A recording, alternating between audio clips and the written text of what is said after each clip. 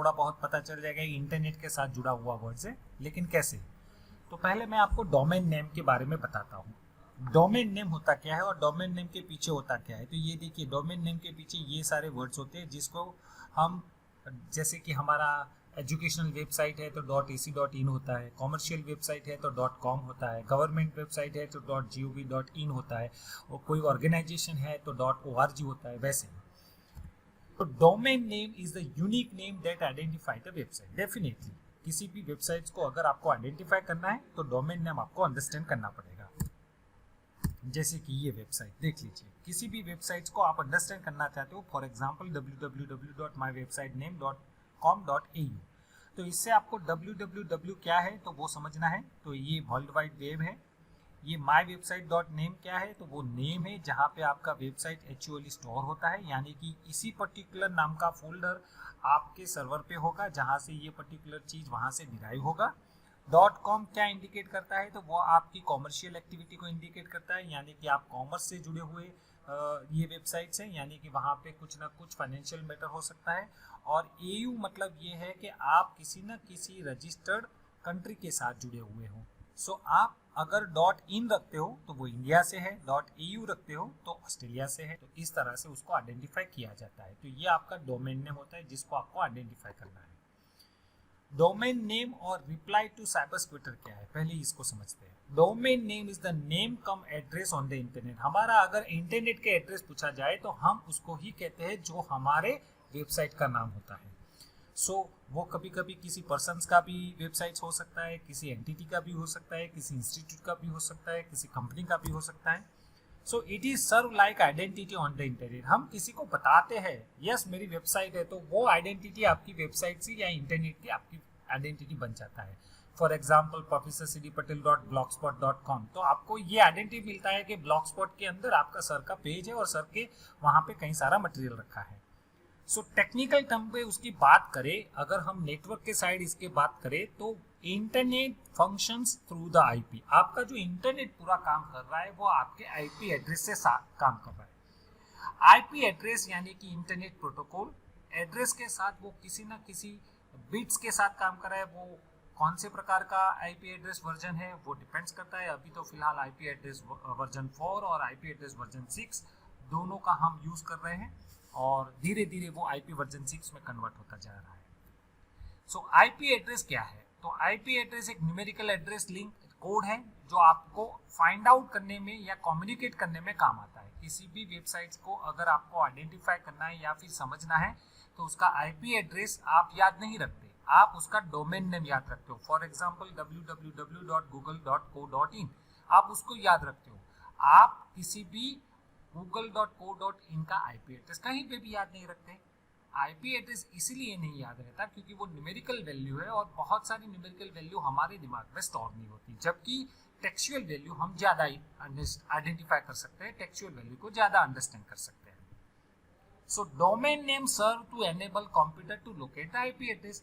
जो आप domain name रखते हो उसको कन्वर्ट किया जाता है आईपी एड्रेस में, और वो आईपी एड्रेस आपके स्क्रीन के सामने यानी कि आपके ब्राउजर्स की स्क्रीन में वो कन्वर्ट होकर आपके डिस्क आपके पेज के अंदर वो डाउनलोड होता है या फिर वहां पे व्यू होता है। So domain name serve to enable your computer to locate IP address, और उसको DHCP dynamic host configuration protocol अगर वो मल्टीपल आईपी एड्रेस के साथ चल रहा है और स्टैटिक चल रहा है तो उसको स्टैटिक आईपी एड्रेस बेस पे चलाते हैं।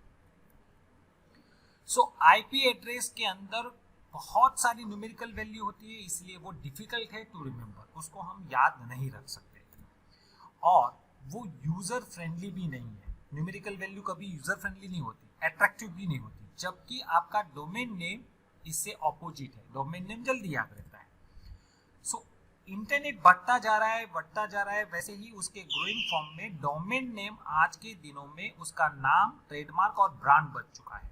देख लीजिए, डोमेन नेम आज के दिनों में उसका ट्रेडमार्क बन चुका है, उसका ट्रेडमार्क, ट्रेड नेम और ब्रांड बन चुका है। किसी न किसी वेबसाइट्स का नाम लेने से पहले आपको उसका पूरा एक लोगो दिमाग में आ जाता है, या फिर उसका स्ट्रक्चर दिमाग में आ जाता है, या फिर उसकी ब्रांड आइडेंटिटी आपको समझ में आता है। So it can carry with them goodwill and reputations also. आपको रेपुटेशन भी दिमाग में आता है, उसका गुडविल भी समझ में आता है। जैसे किसी वेबसाइट का नाम लेते हो तो आपको दिमाग में ये भी रहता है कि यस वो रेप्यूटेड वेबसाइट है, हमारा काम हो जाएगा, वहाँ पे बहुत सिक्योरिटी है। जैसे कि मैं अभी बात करूँ गूगल पे, अगर मैंने इतना ही बोला तो आपके दिमाग में कई सारा स्ट्रक्चर उसका दिमाग में आया होगा। आप उसको कैसे पे कर सकते हो, कैसे आप विड्रॉ कर सकते हो, कैसे आप मैसेज कर सकते हो, और आपके दिमाग में यही रहेगा कि वो सिक्योर वेबसाइट है या सिक्योर पेमेंट सिस्टम है जहाँ पे हमारा कोई भी प्रकार का कोई हैकर्स और क्रैकिंग नहीं कर सकता। यस, धीरे धीरे इंटरनेट बढ़ते के साथ साथ हमारा डोमेन वैल्यू भी वहां पे बढ़ता जा रहा है और साथ में हमारा साइबर स्क्वैटर भी बढ़ता है। अब ये सर साइबर स्क्वैटर है क्या, समझाता हूँ। Cyber squatters are the identify popular trade names, brand names, trademark, even names of celebrity. Cyber squatter इसके साथ जुड़ा हुआ है कि जिसका पॉपुलर नेम होता है, जिसका ब्रांड नेम होता है, जिसका ब्रांड ट्रेडमार्क होता है, या फिर कोई सेलिब्रिटीज का नाम भी इसके साथ जुड़ा हुआ होता है। यानी कि they registered one or more of them in his name and with the malicious intent of extracting money from those who are legitimately interested with such a domain name। अब क्या करते हैं लोग मालूम है, पहले से ऐसा नाम रजिस्टर करवा कर अपना वेबसाइट बना लेते हैं। जैसे कि मैं amazon.com अपना वेबसाइट बनाकर बैठा हूँ। अब अमेजोन वेबसाइट वालों को तो ये वेबसाइट नहीं मिलेगा क्योंकि मैं पहले से परचेज करके बैठा हूँ, तो हम उसके साथ थोड़ा बहुत मनी टेंडरिंग करेंगे और फिर उसको रजिस्टर किया हुआ चीज हम उसके साथ विड्रॉ करवा सकते हैं। ऐसा काम सब लोग अभी कर रहे हैं। So other motivation of cyber squatter is to appropriations of goodwill, attraction of web traffic, selling the domain name. ये उनका प्रॉफिट बन चुका है। जैसे कि google.co.in है, सिंपल समझ लीजिए google.co.in।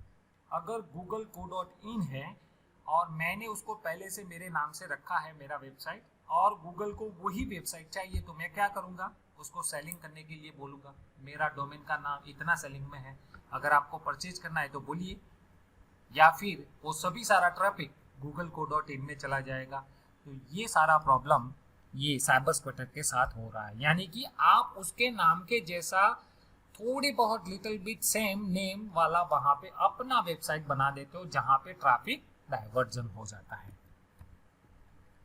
So another cause of frequent domain name dispute, that is the FCFS principle adopted for the registration of domain। अब क्या होता है कि जो रजिस्ट्रेशंस होती है, डोमेन नेम की रजिस्ट्री होती है, वहां पे ये रूल्स फॉलो होता है FCFS, फर्स्ट कम फर्स्ट सर्व।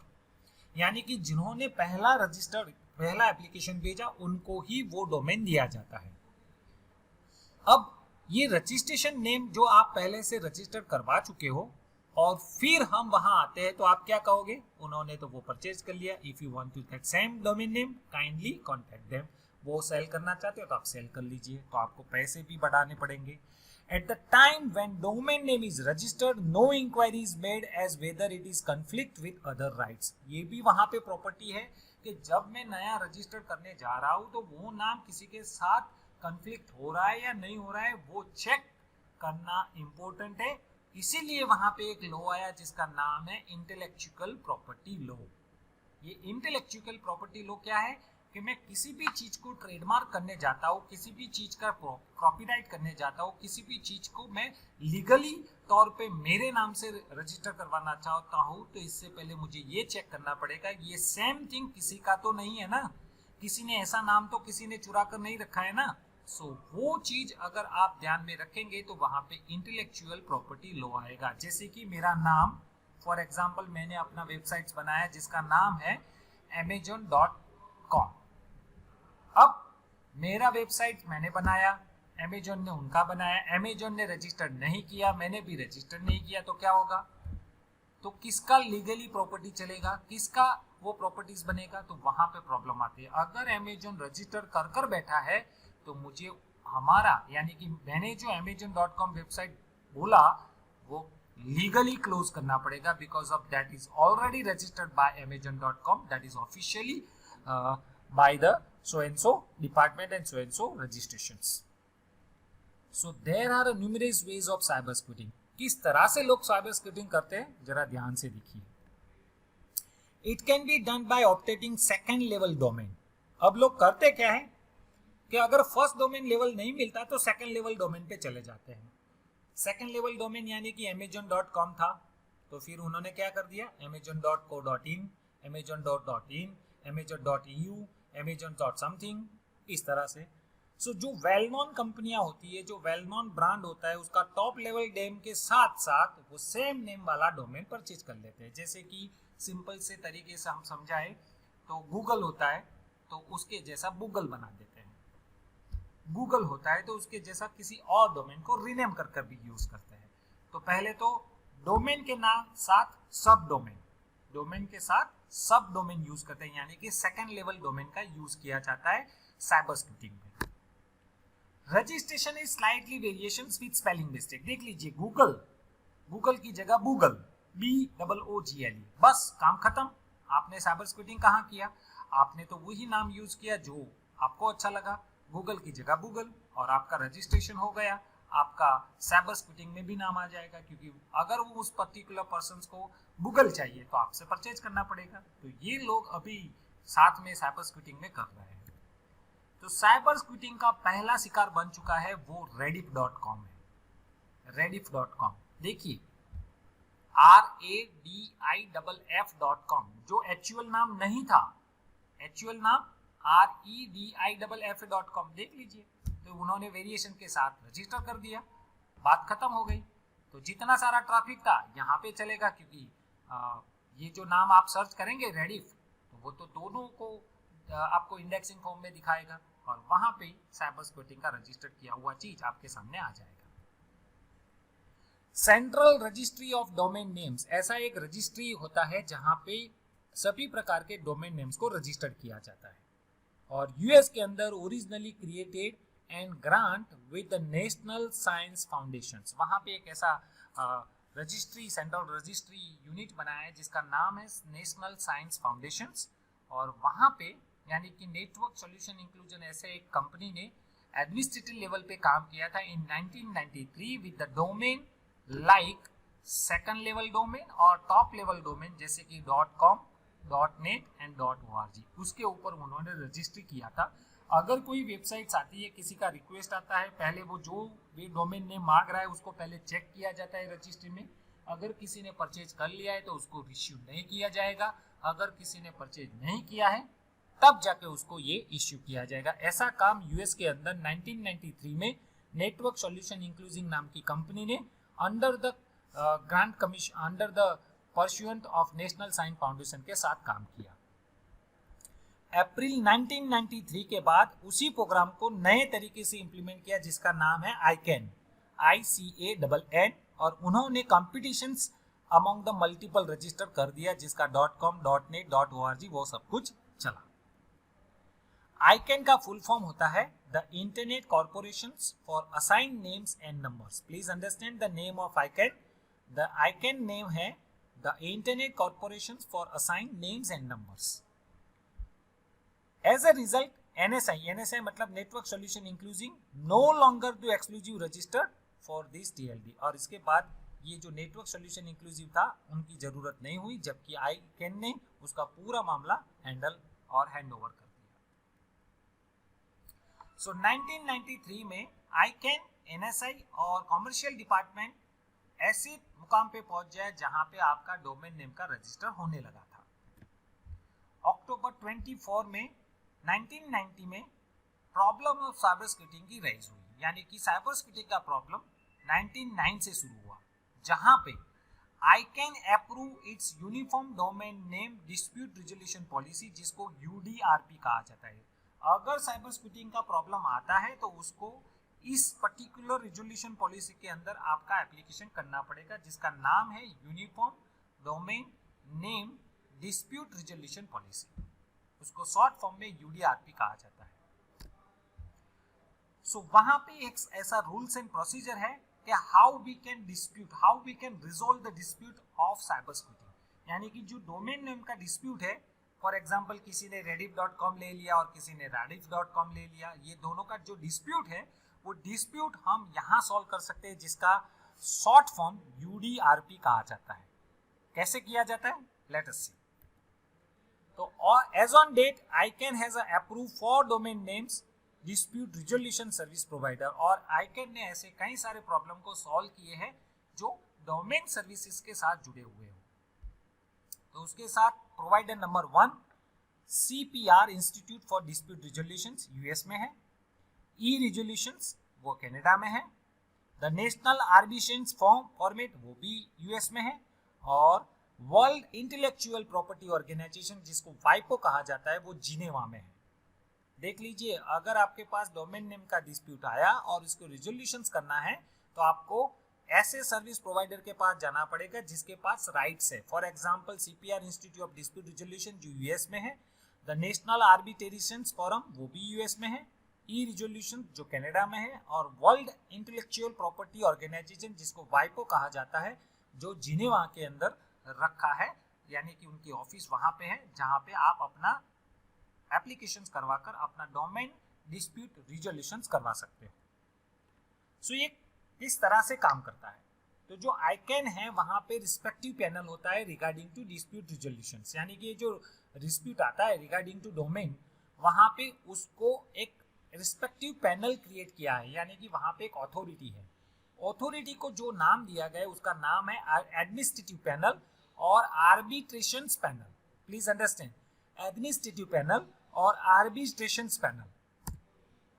वहां पे एक और एक से ज्यादा इंडिपेंडेंट और इम्पार्शियल पर्सन्स अपॉइंटमेंट किया जाता है। देखिए, इम्पार्शियल पर्सन्स, पार्शियल वाले लोग वहां पे नहीं होते। Impartial persons are appointed with 1 और मोर, एक और एक से ज्यादा, यानी कि 1 से लेकर 3 लोगों का वहां पे मिलजुल कर ये डिस्प्यूट रिजोल्यूशन सर्विस प्रोवाइडर के अंदर पैनल होता है। ये जो पैनल होता है वो इंडिपेंडेंटली काम करता है। इंडिपेंडेंटली यानी कि is a independent of dispute resolution service provider, ICANN, registered and parties. इतने लोग वहां पे इकट्ठा होते हैं। Dispute register provider, ICANN, registered and parties, इतने लोग सब लोग इकट्ठा होकर वहां पे पैनल में होते हैं। पैनल में क्या क्या कौन कौन से लोग? Independent of the dispute resolution service provider, ICANN, registered and parties. Appointment is a fair and equitable. आपका जो अपॉइंटमेंट होता है वो बहुत क्लीनली होता है, बहुत ट्रांसपेरेंट होता है और इक्विटेबल, यानी कि किसी को ऐसा नहीं लगता है कि यहाँ पे मेरी गलती हुई या वहां पे उसका गलती हुआ या फिर उसके साथ मेरा बहुत सारा उन्होंने पार्शियली मेरे साथ किया, वो वैसा नहीं होता। इम्पार्शियली सब भी डिसीजन होता है। सो पैनल कैसे डिसाइड होता है? ये जो वाइपो के अंदर पैनल है जो मैंने बताया एडमिनिस्ट्रेटिव पैनल, वो कैसे डिसाइड होता है? So if the both complainant and respondent, यानी कि जो जिन्होंने कंप्लेंट किया वो और सामने वाला जिसको रिस्पोंडेंट कहा जाता है, दोनों indicate that they would like to dispute to decide by single panelist, अगर दोनों कहते हैं कि मुझे एक ही पैनलिस्ट के साथ काम करना है, the panelist will appointed by वाइपो सेंटर, यानी कि जो वाइपो सेंटर है जो वर्ल्ड इंटेलेक्चुअल प्रॉपर्टी ऑर्गेनाइजेशन, उसके सेंटर के अंदर से उसका नाम दिया जाता है और वो डोमेन नेम लिस्ट पैनलिस्ट आपको सामने से रखते हैं और उसमें से आप दोनों को, यानी कि जो कंप्लेनेंट है उसको और रिस्पोंडेंट है उसको सिलेक्ट करना पड़ता है या फिर सिंगल पैनलिस्ट उसको चॉइस करना पड़ता है। यस सर, के XYZ नाम का पर्सन हमको मान्य है, वो हमारे डिस्प्यूट को सॉल्व कर सकता है। दूसरा, पैनल को दूसरे कौन से तरीके से सिलेक्ट किया जाता है? If complainant designate with 3 panelist, अगर कंप्लेनेंट उसको 3 पैनल को सिलेक्ट करता है, and respondent designate with 1 panelist और वाइस वर्सा, अगर सामने वाला रिस्पॉन्स उसको एक ही पैनलिस्ट को चॉइस करता है, so WIPO center will appointment 3 persons as a administrative persons, as a administrative panel, और वहां पे तीन लोगों को सिलेक्ट किया जाता है कि यानी कि अगर आपने एज अ कंप्लेनेंट 3 पर्सन्स को पैनलिस्ट किया, 3 पैनलिस्ट को आपने सिलेक्ट किया और रिस्पोंडेंट ने एक ही पैनलिस्ट को चॉइस किया, तो वो 4 लोगों में से वो 3 लोगों को सिलेक्ट करते हैं as a administrative panel. So meanwhile ये जो वाइपो सेंटर है will try to appoint one of the candidate nominated by the complainant and one of the candidate nominated by the respondent, ऐसा करते हैं। यानी कि 3 लोगों के पैनल में एक आपका सेंटर वाला होगा, यानी कि वाइपो सेंटर के कैंडिडेट होंगे, और दूसरा जो कंप्लेनेंट ने बताया उसमें से होगा, तीसरा आपने रिस्पोंडेंट के बताया उनका होगा, यानी कि तीनों का पार्शियली मेल जुल हो जाए, यानी कि उनको इम्पार्शियली आउटपुट मिले, उस तरह से उसको सिलेक्ट किया जाता है। If it is unable to do so, अगर कुछ ऐसा होता है कि किन्होंने किसी पैनलिस्ट को सिलेक्ट ही नहीं किया, the centre will make appointment for its domain list panelist. मान के चलो मैंने फरियाद किया है और आप हमारे सामने हो, आपने भी किसी पैनलिस्ट को चॉइस नहीं किया, मैंने भी किसी को चॉइस नहीं किया, तो वाइपो centre itself will select the appropriate persons regarding to resolutions of domain dispute.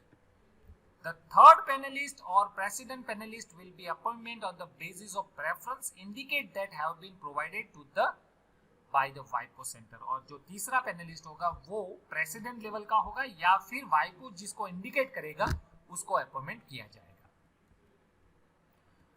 इसके अलावा if no response is filled by the respondent, अगर मान के चलो किसी ने चॉइस नहीं किया, द वाइपो centre will appointment panelist according with the number of panelist designate by the complainant. यानी कि कंप्लेनेंट, मैं कंप्लेनेंट हूं, मैंने 3 लोगों को पैनलिस्ट किया लेकिन रिस्पोंडेंट ने एक भी नहीं किया, तो क्या होता है कि मैंने जितने लोगों को कंप्लेनेंट किया उतने ही लोग सामने पैनल में बैठते हैं। यानी कि रिस्पोंडेंट के बीच और अगर पैनलिस्ट में नाम नहीं लिखा फिर भी आपका कंप्लेनेंट में जितने नाम आए उतने लोग पैनल में आएंगे। यानी कि 3 लोग आएंगे, जहां पे एक आपका रिस्पोंडेंट के बारे में सोचेगा, दूसरा आपका कंप्लेनेंट के बारे में सोचेगा और तीसरा आपका न्यूट्रल फॉर्म में सोचेगा, जो दोनों का तालमेल जुलाकर यानी कि उसका न्यूट्रल फॉर्म में वर्क कराकर उसका डिस्प्यूट सॉल्व करने की कोशिश करेगा। If the complainant designate with the 3 member of panel and center will try to appoint one of the candidate nominated by the complainant।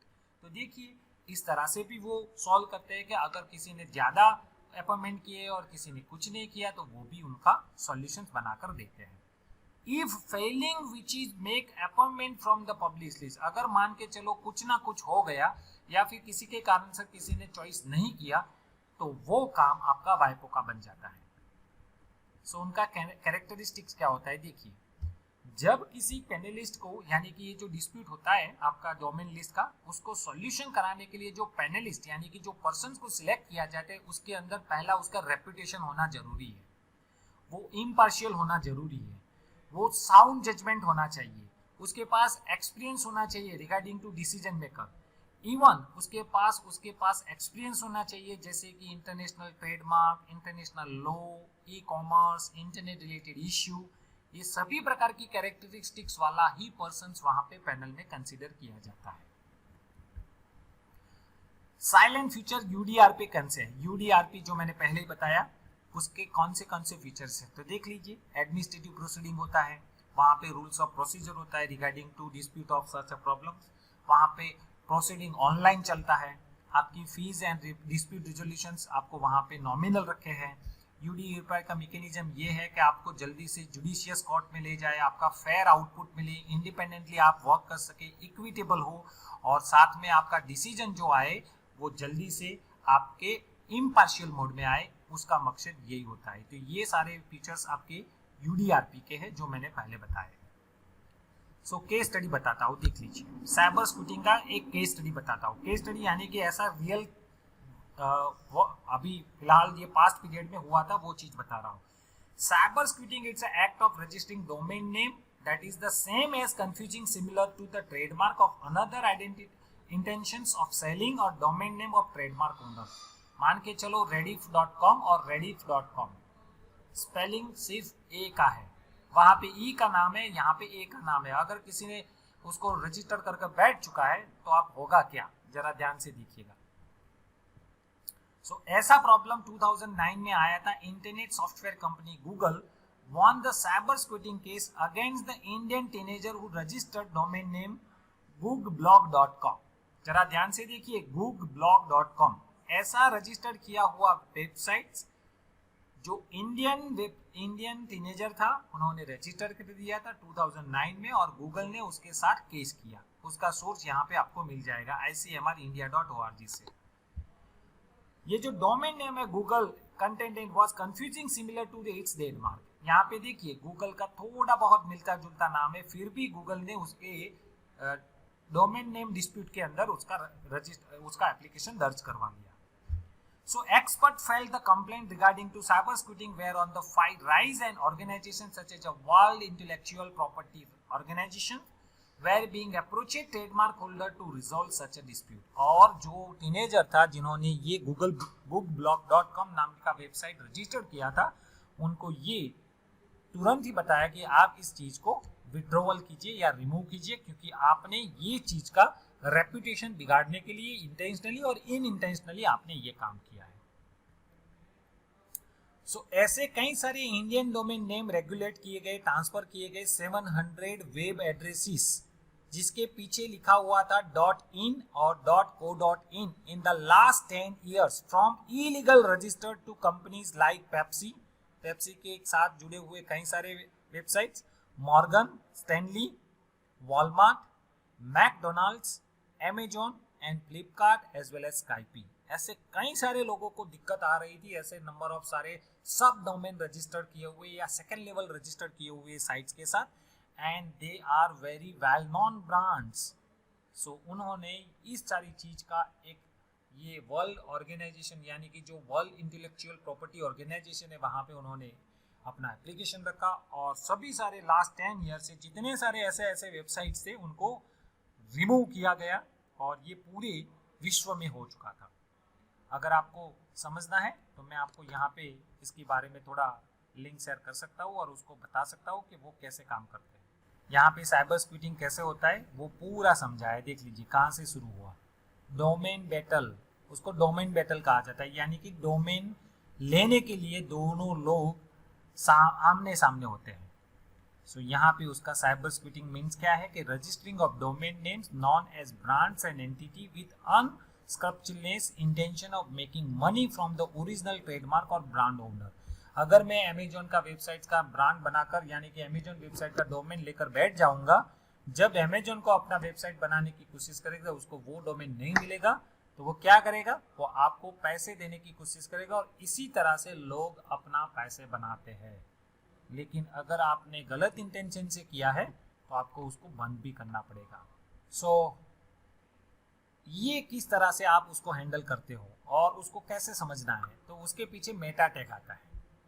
अब सर ये मेटा टैग क्या है, तो मेटा टैग आपको समझाने की कोशिश करता हूँ। देख लीजिए यहाँ पे हेड टैग के अंदर देखिए ये जो हेड टैग है उसके अंदर मेटा टैग लिखा हुआ है। देख लीजिए मेटा टैग ये सारे मेटा टैग हैं।